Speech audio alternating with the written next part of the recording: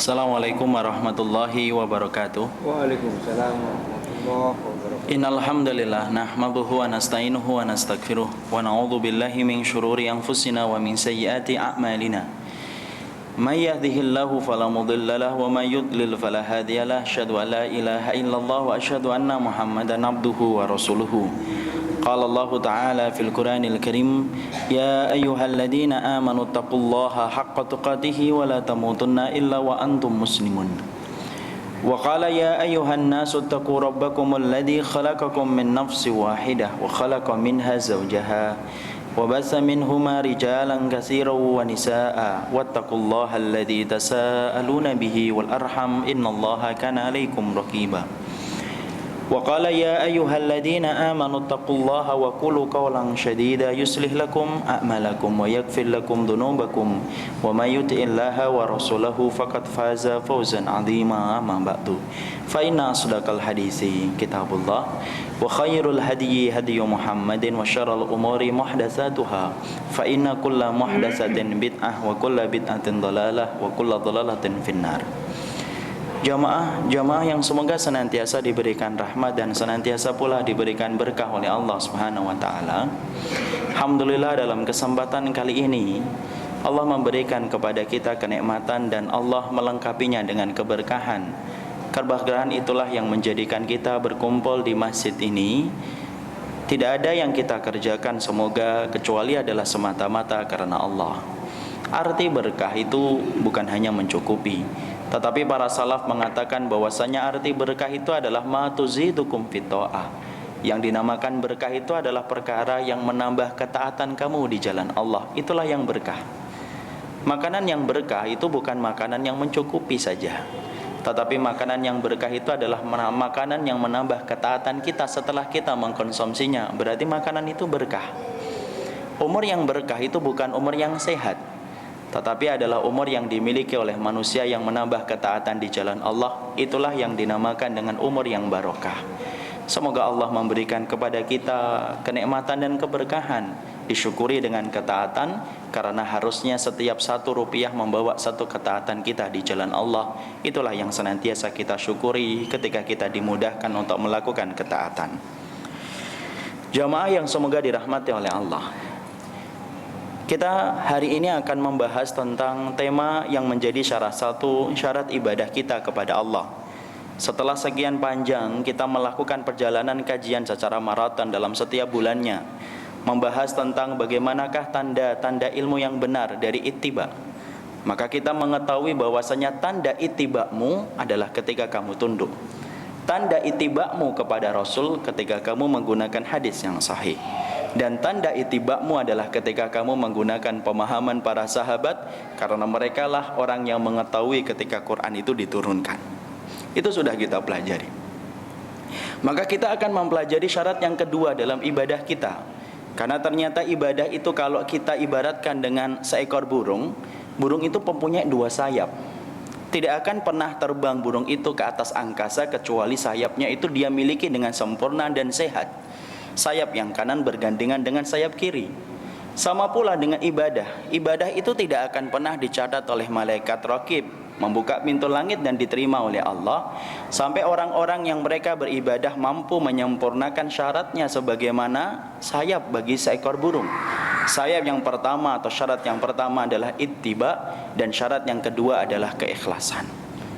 Syarat yang kedua inilah syarat yang jauh lebih sukar dan jauh lebih sulit daripada syarat yang pertama. Kalau syarat yang pertama, kita ini selama kita ini tidak taklid Buddha dan ta'assub, maka kita ini akan sampai kepada pemahaman yang benar dan lurus bersumber kepada Rasulullah. Tetapi syarat yang kedua ini ternyata jauh lebih berat daripada syarat yang pertama.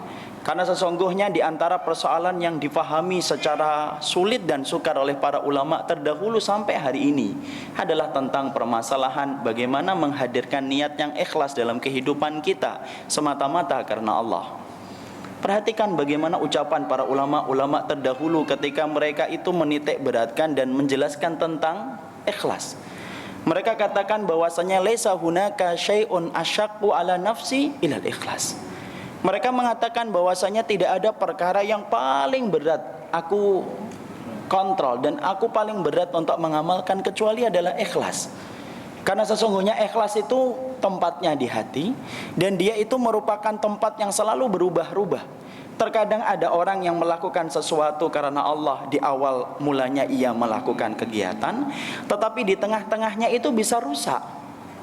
Makanya Yahya bin Mu'adz sampai mengatakan, ta'allamun niyah fa innaha ablagu minal amal. Terus pelajarilah yang namanya niat di dalam hatimu. Bagaimana kamu itu senantiasa ikhlas. Fa innaha ablagu minal amal. Karena ikhlas itu lebih penting daripada kamu menumpuk-numpuk amal, tetapi amal yang kamu kerjakan itu tidak ada keikhlasan. Ini yang paling susah, dan inilah yang paling sulit. Inilah perkara yang menjadikan seorang sahabat besar, yaitu adalah Abu Hurairah, ketika beliau mendengarkan perkataan Rasul yang menerangkan tentang beratnya ikhlas dan niat dalam kehidupan, menjadikan beliau itu sampai pingsan ketika menyampaikan kembali tentang hadis itu. Bukanlah pingsannya beliau karena sesuatu penyakit, tetapi pingsannya seorang Abu Hurairah ketika menceritakan tentang sebuah hadis dari ribuan hadis yang pernah beliau dengarkan dari Rasulullah, yaitu hadis yang menerangkan tentang beratnya masalah ikhlas. Sampai kadang-kadang orang yang mereka itu melakukan sebuah kegiatan merasa perbuatan itu ikhlas, tapi ternyata di hadapan Allah, perbuatan yang mereka lakukan itu ternyata dianggap tidak ikhlas di hadapan Allah. Kadang-kadang saking seringnya kita tidak ikhlas, sampai tidak merasa kalau perbuatan itu kita kerjakan ternyata tidak ada niat yang benar. Perhatikan hadis yang panjang, hadis yang menggugah kesadaran kita untuk kembali menempatkan hati hanya kepada Allah. Rasulullah mengatakan, inna awalan nasi yuqda yaumal qiyamati salasatun. Orang-orang yang pertama kali akan dihisap oleh Allah kelak pada waktu hari kiamat bukan si kafir, bukan pula si musyrik yang pertama kali dihisap oleh Allah. Tetapi orang yang pertama kali akan dihisap oleh Allah adalah orang-orang yang ada tiga. Pertama adalah rajulun ta'allamal ilma wa 'allamahu, rajulun qatala fi sabilillah hatta qutila. Faqala lahu madza amilta? Qala qataltu fika. Qala kadzabta walakinnaka qatalta liyuqala annaka jari'un faqad qila. Fa umira ala wajhihi hatta ulqiya finnar. Hadis yang kemudian disampaikan oleh Rasulullah adalah ada tiga orang yang akan pertama kali dihisap oleh Allah kelak, ketika semua orang yang lainnya itu menunggu, harap-harap cemas ketika dia itu akan dihisap oleh Allah. Yang pertama yang akan dihadapkan kepada Allah, seseorang yang senantiasa hidupnya itu berperang. Apa kurangnya keutamaan berjihad di jalan Allah? Tidak ada yang kurang. Ratusan ayat kita bisa temukan dan ratusan hadis kita bisa temukan untuk menjelaskan tentang keutamaan orang yang berjihad. Orang tersebut adalah orang yang berjihad, menghabiskan setiap detik kehidupannya untuk berperang di jalan Allah. Ketika dia meninggal dalam keadaan fisabilillah, kemudian dibangkitkan oleh Allah. Allah kemudian bertanya kepadanya ketika tepat Allah itu menghisapnya. Allah bertanya, "Madza amilta fiha?" Apa sih yang telah kamu kerjakan dulu di dunia? Qala qataltu fika. Lalu kemudian dia mengatakan, sesungguhnya saya ini senantiasa berperang karena engkau wahai Allah. Lalu kemudian Allah mengatakan, kadzabta, kamu bohong. Walakinnaka qatalta liyuqala annaka jari'un. Kamu itu sebenarnya kalau berperang itu karena ingin disebut pemberani. Faqad qila, kamu telah mendapatkan pujian itu. Lalu kemudian Allah melemparkan ia, sebelumnya Allah seret wajahnya ke daratan mahsyar, dan Allah kemudian melemparkan ke neraka pertama kali sebelum Allah itu membenamkan orang kafir dan orang musyrik ke dalam neraka, yaitu adalah orang-orang yang salah di dalam niatnya. Orang yang kedua adalah orang yang mencari ilmu dan mengajarkan dan membaca Quran. Allah bertanya, apa yang kamu lakukan di dunia? Qala ta'allamtul ilma wa 'allamtuhu wa qara'tul Qur'ana fika.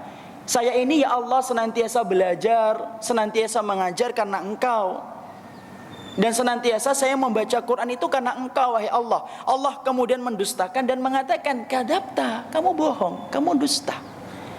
Sesungguhnya kamu itu membaca dan kemudian kamu itu belajar supaya kamu disebut alim dan disebut sebagai qari. Faqad qila, kamu telah mendapatkan apa yang kamu inginkan. Kembali Allah mengumpulkan ia bersama dengan mujahid yang pertama, yang salah di dalam niatnya, ke dalam neraka. Orang yang alim, orang yang ngajar, dan orang yang membaca Quran. Kemudian yang ketiga adalah orang yang senantiasa infak di jalan Allah. Tidak ada celah yang ia lihat kecuali dia mengeluarkan hartanya untuk dia infakkan di jalan Allah. Tapi sama pula, ketika kemudian Allah tanya, "Madza amilta fiha?" Apa sih yang telah kamu kerjakan dulu di dunia? Dia mengatakan, "Ya Allah, sesungguhnya tidak ada satu celah ketika aku menangkap satu jalan Allah kecuali saya berinfak." Kadzabta, kamu bohong.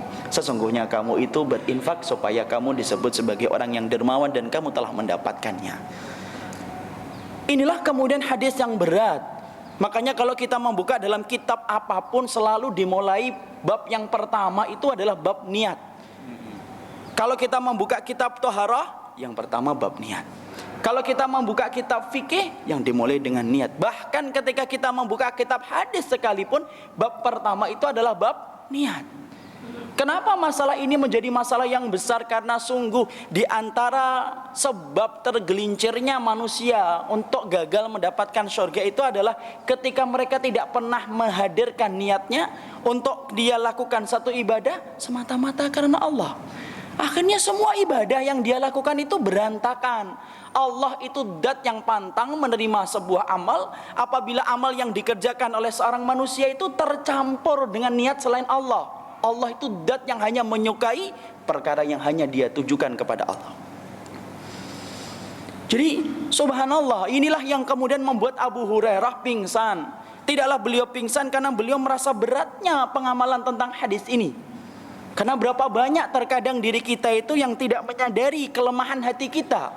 Sehingga terkadang ketika kita beramal, kita lupa untuk mendudukkan hati kita. Kita detail membicarakan riwayatnya, kita lengkap membicarakan tentang marojik dan referensinya, tapi kita lupa untuk mendudukkan hati kita. Beramalnya itu untuk siapa? Sehingga kemudian menjadikan ketika kita lupa dan alpa dan khilaf dalam masalah mendudukkan niat, menjadikan amalan sebesar apapun tidak akan bermanfaat. Layaknya musafir yang membawa kantong pasir begitu berat dan lelah, keletihan dalam kantong pasir yang ia bawa. Kantong pasir itu ketika ia sampai ke tempat tujuan tidak membawa faedah. Coba kita bayangkan, kita itu kalau akan melakukan perjalanan itu kan sudah disibukkan dengan membawa barang ini dan barang itu dengan begitu banyaknya. Lalu kemudian diibaratkan orang yang tidak menghadirkan niat yang benar ketika dia beramal, layaknya dia membawa kantong pasir dengan begitu susah dan kesulitan, tetapi tidak akan pernah sampai. Ketika sampai maka dia tidak akan mendapatkan faedah apapun dari pasir yang dia bawa. Amilatun nasibah tasla naron hamiyah. Berapa banyak orang yang mereka beramal nasibah dalam keadaan letih dan kepayahan, menetes keringatnya satu persatu, bahkan keluar uangnya dengan begitu banyaknya, bukan mendapatkan surga, tetapi mendapatkan tasla naron hamiyah, mendapatkan api neraka yang menyala-nyala. Inilah yang dikatakan oleh Yahya bin Mu'ad bin Katsir. Pelajari terus masalah niat. Karena sesungguhnya niat itu merupakan perkara yang menjadi sebuah ruh dalam kehidupan amal. Tidaklah Abu Bakar lebih mulia daripada Umar bin Khattab itu bukan karena salatnya dan bukan karena puasanya. Para ulama salaf mengatakan masa baqa Abu Bakar an-nasa jami'uhum bisyamihi wala salatihi. Tidaklah Abu Bakar itu mendahului semua manusia itu bukan karena salatnya dan puasanya. Walakin sabaqan nas ma waqara fi qalbihi. Para ulama mengatakan sesungguhnya Abu Bakar itu mendahului dan lebih utama dari seluruh manusia setelah Rasulullah itu karena apa? Karena apa yang ada di dalam hatinya menjadikan ia lebih utama daripada seluruh manusia setelah Rasulullah. Karena apa yang bertengger dan apa yang mendiami di dalam hatinya ketika dia ikhlas kepada Allah. Makanya kalau ditanya apa perkara iman yang paling berat, itu bukan orang yang bertakwa.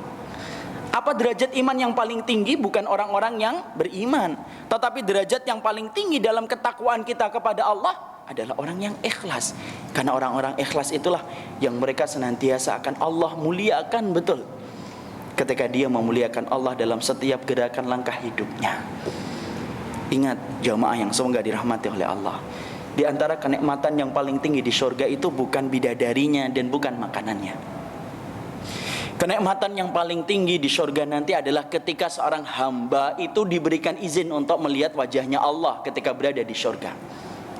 Rasulullah mengatakan di dalam hadis yang sahih, id baina ahlul jannati fi naimihim ittala alaihi nurun fawqa ru'usihim fa idza rabbu azza wa jalla asyrafa alaihim fayaqulullah ma assalamualaikum ya ahlal jannah fayangduruna ilaihi fayangduru ilaihim fala yaltafitu ila syai'in minan naimi madamu yangduruna ilaihi.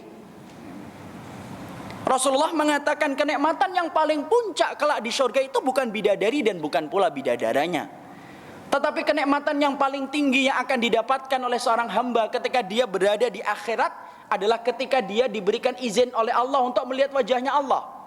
Rasulullah katakan, idbaina ahlul jannati. Nanti kalau penduduk surga itu sudah dimasukkan ke dalam surganya semuanya, maka kemudian ketika penduduk surga itu sedang menikmati apapun yang ada di surga dari buah-buahan, makanan, dan segala kenikmatan yang Allah sediakan bagi orang mukmin di surga, fa idza rabbu azza wa jalla asyraf alaihim. Tiba-tiba di atas kepala mereka itu muncul sebuah cahaya yang sangat indah. Lalu kemudian para penduduk surga itu mereka mendongakkan kepala mereka. Mereka kemudian melihat ke atas apa yang ada di atas kepala mereka dengan begitu indahnya. Lalu kemudian Rasulullah mengatakan, fa idza rabbu azza wa jalla asyrafa alaihim. Ternyata ketika mereka itu para penduduk surga sedang menikmati itu, lalu kemudian ada cahaya, lalu kemudian mereka melihat ke atas kepala mereka. Ternyata mereka mendapati bahwasanya di atas kepala mereka itu adalah Allah Subhanahu wa taala dengan begitu indahnya. Allah sampai mengatakan kepada penduduk surga, assalamualaikum ya ahlal jannah. Assalamualaikum wahai penduduk surga. Penduduk surga itu kemudian di dalam riwayat itu tidak disebutkan menjawab. Mereka melihat kepada Allah dan Allah melihat kepada para penduduk surga secara langsung, sebagaimana perumpamaannya kita itu melihat bulan di tengah malam. Tidak ada hijab, gak ada satar, gak ada penghalang sedikit pun. Lalu kemudian Allah mengatakan assalamualaikum ya ahlal jannah. Para penduduk surga kemudian saking nikmatnya melihat wajah Allah, mereka terdiam. Maka kemudian mereka tidak mengedipkan mata mereka, mereka tidak menundukkan kepala mereka, mereka tidak menoleh ke kanan dan ke kiri. Saking nikmatnya mereka bertemu dengan wajahnya Allah, sampai kemudian Allah itu membuat hijab kembali. Yang tertinggal adalah cahaya-cahayanya Allah yang indah betul. Kepada siapa kenikmatan itu akan diperoleh? Kepada orang-orang yang senantiasa dalam kehidupan dunia dan amalnya itu semata-mata karena Allah. Orang yang kemudian meniatkan amalnya itu karena ingin dipuja dan dipuji, wallahi puja dan puji manusia itu tidak akan pernah bertahan lama. Tidak ada orang yang abadi ketika dipuji. Barang siapa orang-orang yang di dalam pekerjaan dan amalnya di dunia itu hanya mendapatkan materi, wallahi materi itu akan menceraikan kita atau kita yang menceraikan harta itu. Entah dengan mati atau harta itu akan pergi dari kita sebelum kita meninggal dunia. Tapi barang siapa orang-orang yang mereka senantiasa niatkan dalam perjalanan ilmunya, salatnya, ibadahnya, sedekahnya, dia tidak ada yang ingin dia dapatkan kecuali Allah, kecuali dia akan mendapatkan wajahnya Allah yang penuh dengan kenikmatan kekal abadi, tidak akan pernah dikurangi oleh Allah sedikit pun atas kenikmatan bagi orang yang senantiasa ikhlas. Jadi inilah yang menjadikan kita memahami pentingnya betul untuk ikhlas. Orang yang sudah dapat ilmu jangan sombong, jangan maghrur. Maghrur itu apa? Terpedaya dengan apa yang sudah kita dapatkan. Karena baru perjalanan itu baru setengah perjalanan. Setengah perjalanan lagi terletak kepada keikhlasan kita. Apabila ada orang yang mencari ilmu lalu kemudian dia menjadi kiber dan menjadi sombong atas ilmu yang ia dapatkan, hati-hati, itu namanya dia maghrur, dia terpedaya. Karena tidaklah orang yang mereka mencari ilmu dengan susah payah, dalam keadaan mendung kadang-kadang datang, dalam keadaan hujan kemudian dia tetap datang, tidaklah kemudian dia mendapatkan itu kecuali akan menjadi kemuliaan ketika dia niatkan itu adalah kena keikhlasan mengharapkan wajahnya Allah. Dan itu yang paling susah. Sekarang pertanyaannya, tanda orang yang ikhlas itu gimana, Ustaz? Sebagaimana pertanyaan saya, tanda orang yang ikhlas itu apa? Ya, walaupun para ulama kemudian mereka mengatakan susah untuk mendefinisikan arti ikhlas, tapi para ulama lalu kemudian menjelaskan beberapa sifat yang dimiliki oleh orang-orang yang ikhlas. Kalau salat maghrib ketahuan dengan 3 rakaat. Kalau kemudian salat isya ketahuan dengan 4 rakaat. Kalau ikhlas itu tandanya apa? Walaupun para ulama salaf mengatakan li'anna laisa fiha nasibun, ikhlas itu berat karena dia nggak punya bentuk. Tetapi kemudian sebagian para ulama mencoba menyampaikan kepada kita tanda-tanda yang muncul dari orang yang ikhlas itu apa, supaya masing-masing kita itu merasa apakah kita ini sudah ikhlas ataukah belum. Ya, mari kita perhatikan bagaimana penjelasan para ulama di dalam kitab Amaratul Ikhlas, tanda orang yang ikhlas.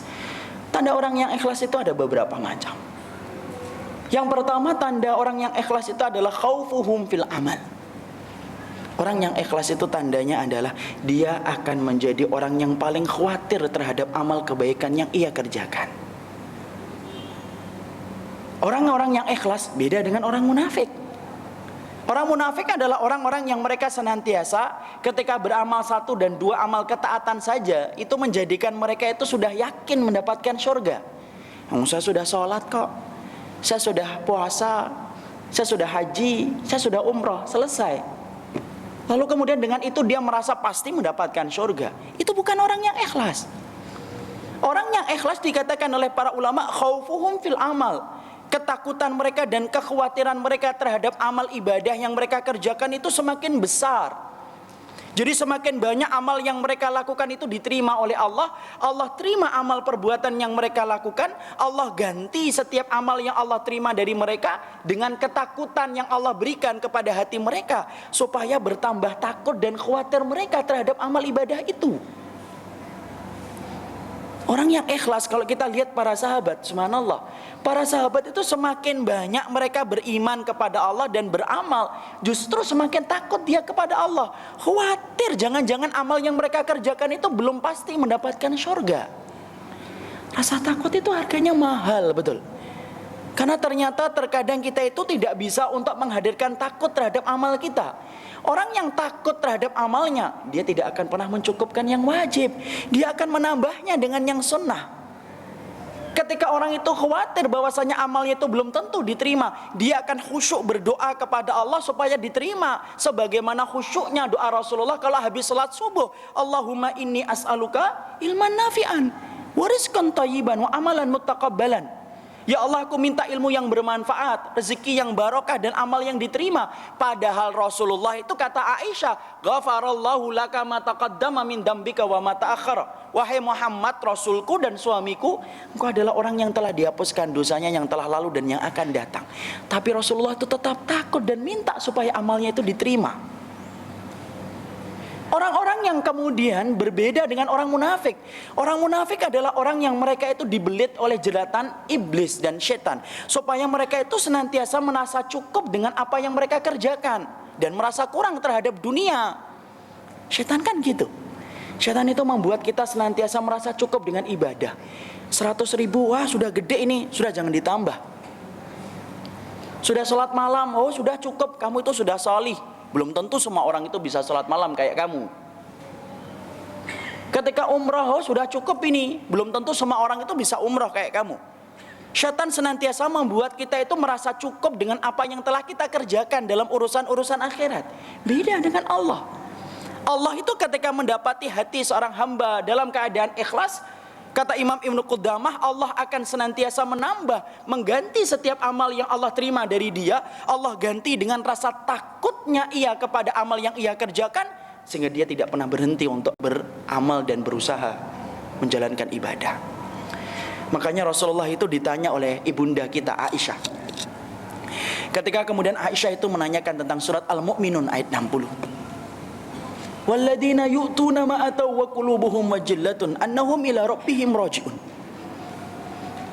Allah itu menerangkan dalam surat Al-Mu'minun ayat 60, ada orang-orang yang habis memberikan hartanya, tetapi hati mereka itu justru ketakutan, bergetar hati mereka bahwasanya mereka itu akan kembali kepada Allah. Ayat ini hayyarat Aisyah, ayat ini tuh membuat ibunda kita Aisyah itu bingung. Loh, orang kok habis infak kok malah hatinya ketakutan? Ini gimana sih? Lalu kemudian Aisyah bertanya sama Rasulullah, ya Rasulullah, kenapa Allah terangkan bahwasanya orang yang habis memberikan hartanya dengan sedekah tetapi hatinya itu ketakutan? Apakah mereka adalah orang yang berzina dan orang yang membunuh ya Rasulullah? Kemudian Rasulullah menjawab, la ya bintas Siddiq. Tidak, wahai anak perempuannya Abu Bakar As-Siddiq. Haula'il ladina yusalluna wa yasumuna wa yatasaddaquna wa yakhafuna alla yataqabbala minhum. Banyak salatnya, banyak puasanya, banyak sedekahnya. Semakin banyak amal-amal yang mereka kerjakan, kalau Allah terima amal yang mereka lakukan, semakin besar rasa takut mereka kepada Allah. Jangan-jangan salat mereka, sedekah mereka, puasa mereka itu tidak diterima oleh Allah. Semakin takut itu semakin besar.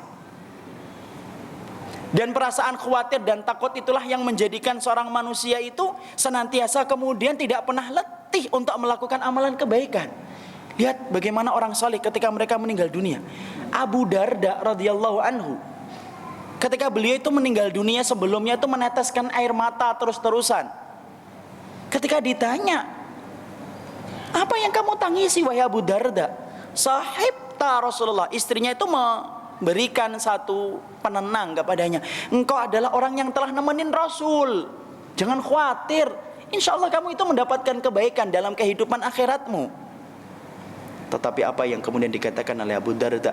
Saya tidak pernah mengetahui bagaimana nasib dosa-dosaku, apakah menyeretku ke neraka ataukah memasukkan aku ke dalam surganya Allah. Padahal Abu Darda, Abu Hurairah ketika akan meninggal dunia menangis sampai kemudian ditenangkan oleh anaknya, karena sesungguhnya anaknya memuji bahwasanya engkau adalah orang yang paling banyak meriwayatkan hadis. Umar bin Khattab ketika menangis, Umar bin Khattab ketika akan meninggal dunia menangis.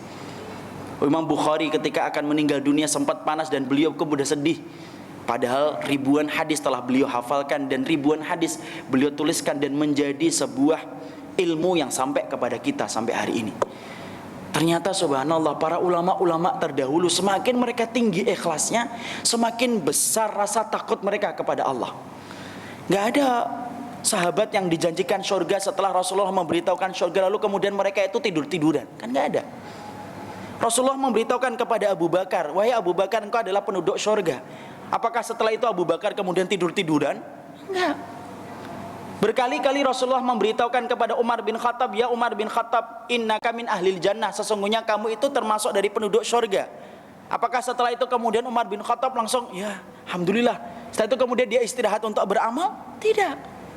Justru ketika mereka diberitahu bahwasanya mereka mendapatkan surga, tambah semakin besar takut mereka dan khawatir mereka kepada Allah. Karena sungguh gak ada yang menjamin amal yang telah kita lakukan itu pasti diterima oleh Allah.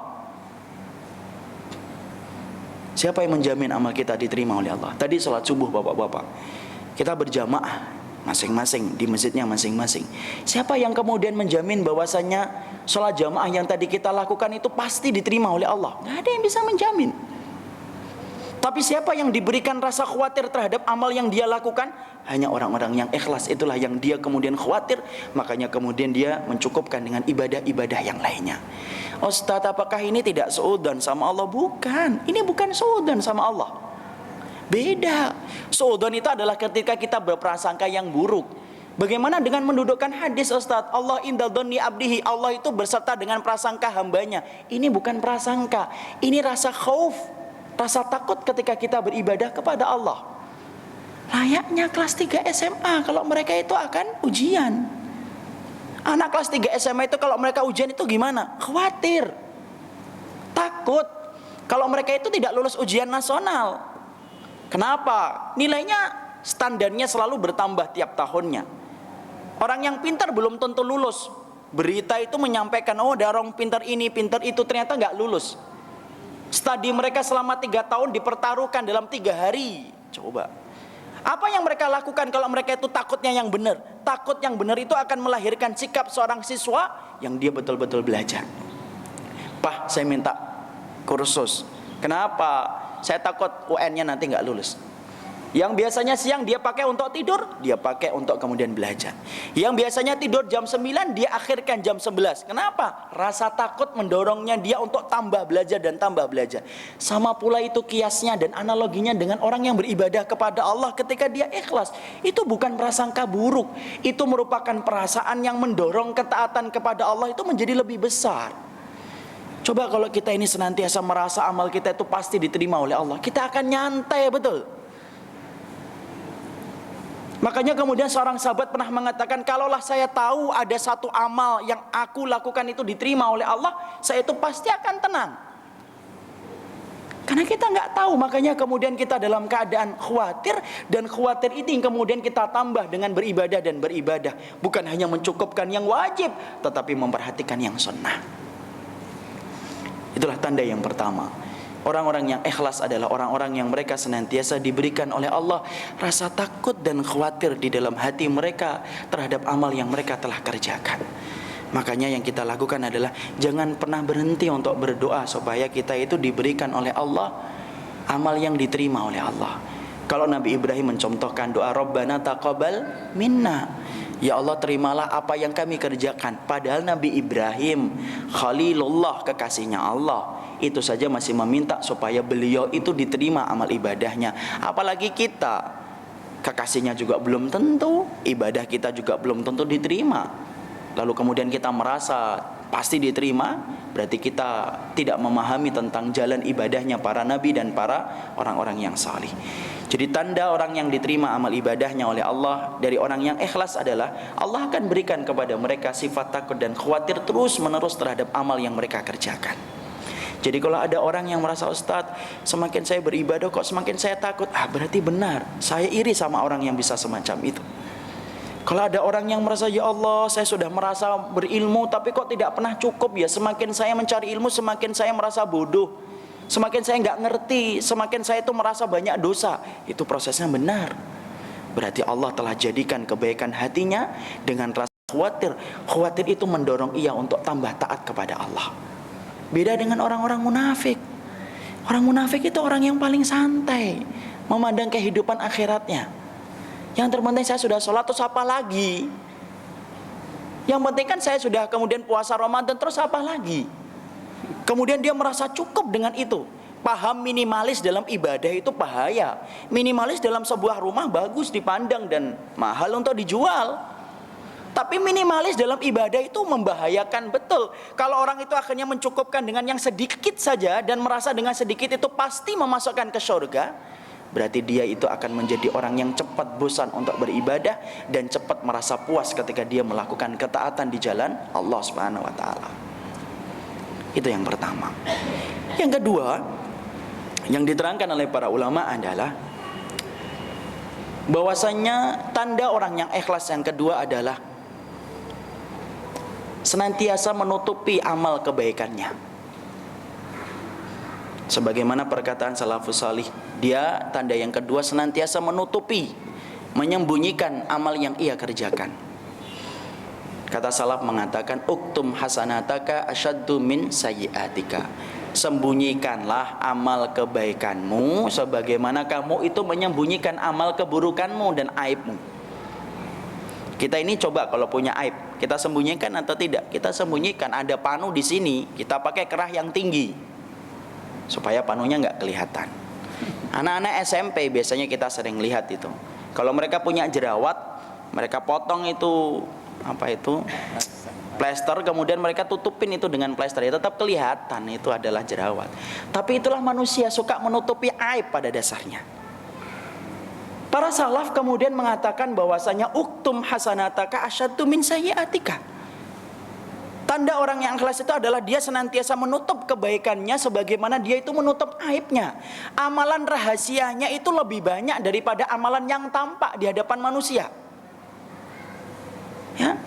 Karena pada dasarnya tidak bisa orang itu disebut ikhlas sampai kemudian amalan rahasia yang ia lakukan hanya ia dengan Allah yang tahu itu lebih banyak daripada amalan yang tampak. Kata Sufyan bin Uyainah adalah orang itu cukup dikatakan munafik kalau amalan dohirnya, amalan yang di hadapan manusia itu lebih banyak daripada amalan rahasia yang ia lakukan kepada Allah saja. Makanya kemudian para sahabat itu mereka senantiasa menutupi amal kebaikan yang mereka kerjakan. Mereka tidak berlomba-lomba untuk membuka amal kebaikan yang mereka lakukan. Mereka itu berlomba-lomba bagaimana menyembunyikan amal yang mereka lakukan itu cukup antara dia dengan Allah. Eksklusif jalurnya, hanya Allah saja yang tahu, cukup. Makanya kemudian Umar bin Khattab ketika beliau melakukan perjalanan malam itu selalu sembunyi-sembunyi supaya kemudian para sahabat itu tidak tahu apa yang beliau lakukan. Abdullah bin Mas'ud itu senantiasa kalau melakukan perjalanan ibadah, beliau lakukan dalam waktu ketika tidak ada orang yang tahu, karena beliau ingin untuk menutup amal kebaikan yang beliau lakukan. Maka barang siapa orang-orang yang mereka senantiasa menampakkan amal kebaikannya lebih banyak daripada amalan yang tersembunyi, hati-hati, berarti salah satu tanda keikhlasan itu hilang. Makanya Abdullah bin Mubarak itu pernah digibtoh. Gibtoh itu apa? Gibtoh itu dicemburu dalam perkara kebaikan. Dalam kitab Aina Nahnu min Akhlaqis Salaf dijelaskan, ada orang itu yang kemudian berpikir, kenapa sih Abdullah bin Mubarak ini menjadi orang yang diutamakan lebih tinggi daripada kita-kita yang lainnya.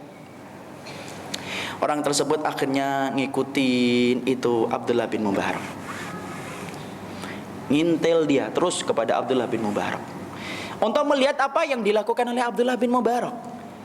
Setelah kemudian dia mengikuti berhari-hari, kemudian dia sampaikan sebuah pernyataan, oh berarti Abdullah bin Mubarak ini enggak lebih utama daripada kita, sama dengan kita, sholatnya sama, puasanya sama. Tapi kenapa ya Abdullah bin Mubarak ini kok lebih diutamakan daripada kita? Sampai kemudian orang yang kemudian ngikutin Abdullah bin Mubarak ini mendapatkan jawabannya, yaitu adalah ketika Abdullah bin Mubarak bersama beliau dalam sebuah perjalanan. Dalam perjalanan tersebut datang waktu malam. Lalu kemudian ketika dalam perjalanan di waktu malam, akhirnya mereka singgah di sebuah tempat untuk istirahat. Mereka menyalakan api untuk menghangatkan badan. Lalu kemudian akhirnya ketika mereka menghangatkan badan mereka dengan api, maka kemudian satu dengan yang lainnya masih bisa melihat karena kemudian ada apinya dan penerangannya. Lalu kemudian qadarallahu ma yasha, tiba-tiba mati penerangan itu. Api itu kemudian mati, api unggun itu. Maka sahabat atau tadi orang yang gibtah kepada Abdullah bin Mubarak itu enggak mampu melihat Abdullah bin Mubarak. Kemudian dia berpikir, apa ini yang dilakukan oleh Abdullah bin Mubarak dalam keadaan gelap? Dia mencoba untuk mendekati Abdullah bin Mubarak. Pada saat itu dia tidak mampu melihat apapun yang dilakukan oleh Abdullah bin Mubarak. Kemudian dalam waktu beberapa saat kemudian apinya dinyalakan kembali. Pada saat dinyalakan kembali itulah dia mendapati jenggotnya Abdullah bin Mubarak yang begitu tebal, itu sudah basah dengan air mata yang menetes ketika dalam keadaan gelap, ketika Abdullah bin Mubarak itu tidak ada yang melihatnya. Basah jenggotnya. Dia mencoba untuk mengeringkan itu dengan segera ketika mendapati api itu sudah nyala kembali. Tetapi saking lebatnya jenggot dan saking basahnya jenggot itu, maka kemudian masih terlihat tetesan-tetesan air itu.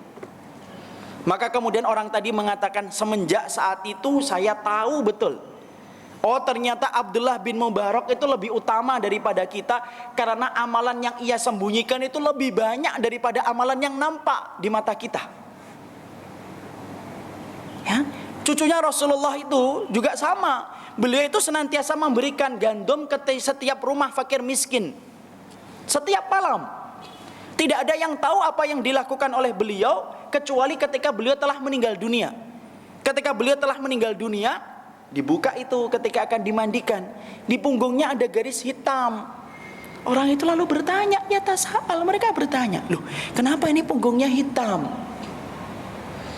Ternyata kemudian orang itu nggak ada yang tahu jawabannya, sampai istrinya itu nggak tahu kenapa punggungnya suaminya itu dalam keadaan hitam.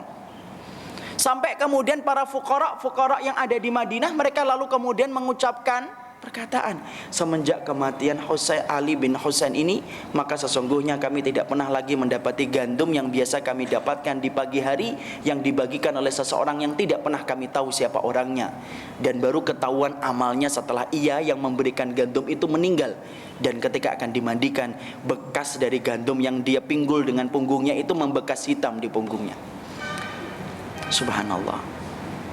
Orang yang ikhlas adalah orang yang biasa menutupi amal.